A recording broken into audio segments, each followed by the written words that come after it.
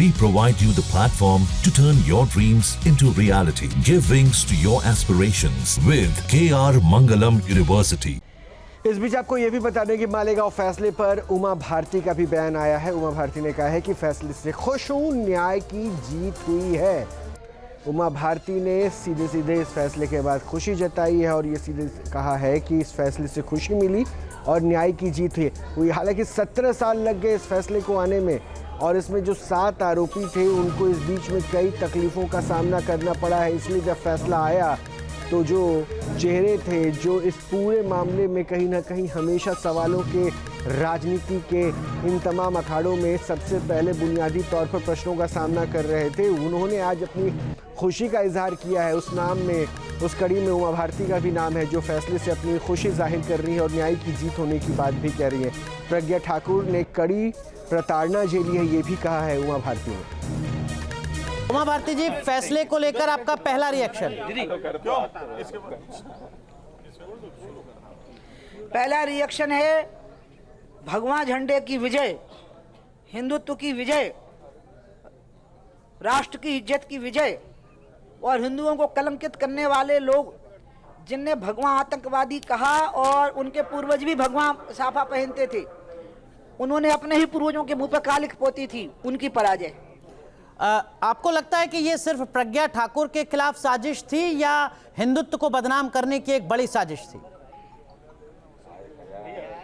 समस्त हिंदू समाज के खिलाफ साजिश थी, अल्पसंख्यक समाज को एकजुट करने की साजिश थी, अल्पसंख्यक समाज को भयभीत करने की साजिश थी, राष्ट्रवादी संगठनों के वरिष्ठ पदाधिकारियों को जेल में भिजवाने की साजिश थी, हमारे जैसे भाजपा के नेताओं को जेल में भिजवाने की साजिश थी, ताकि ये प्रमाणित हो सके कि हम सब हिंदू आतंकवाद की रचना कर रहे थे। लेकिन जिस प्रकार के सबूत रखे गए उस समय, ये कह रहे हैं ना कुछ लोग कि सबूत कमजोर थे, तो किसने रखे हैं ये सबूत? जी, उस समय तो कांग्रेस की सरकारें थी ना, केंद्र में भी और राज्य में भी।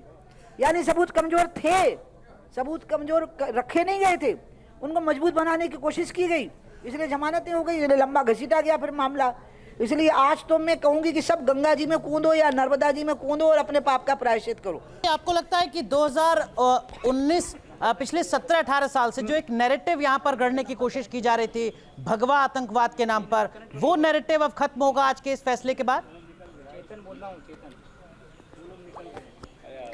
उस नैरेटिव की नींव बहुत कमजोर थी, जबकि उस नैरेटिव की नींव कांग्रेस की सरकार पर रखी गई जो केंद्र में भी थी और राज्य में भी थी, लेकिन नींव ही कमजोर थी, धरातल पर ही असत्य था।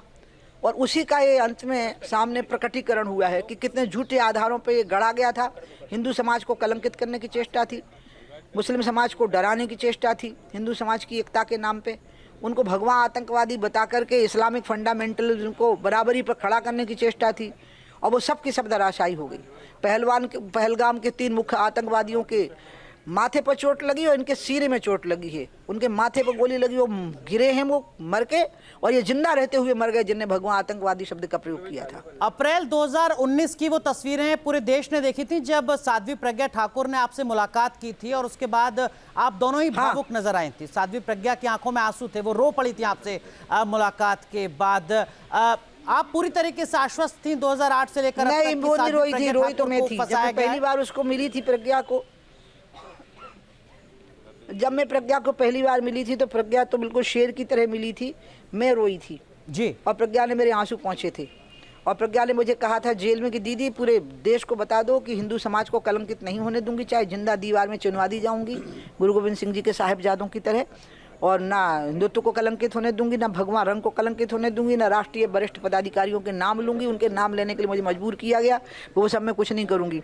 इसलिए मैं तो कहूंगी कि प्रज्ञा एकदम से दुर्गा का स्वरूप है और भारत की सारी नारी शक्ति को उसका बंधन करना चाहिए। और कर्नल पुरोहित का भी आर्मी ऑफिसर्स की सच्ची देशभक्ति साबित हुई। आपको लगता है उमा भारती जी, जिन लोगों ने अब तक भगवा आतंकवाद का जिक्र करके राजनीति करने की कोशिश की, उन्हें सार्वजनिक तौर पर माफी मांगनी चाहिए?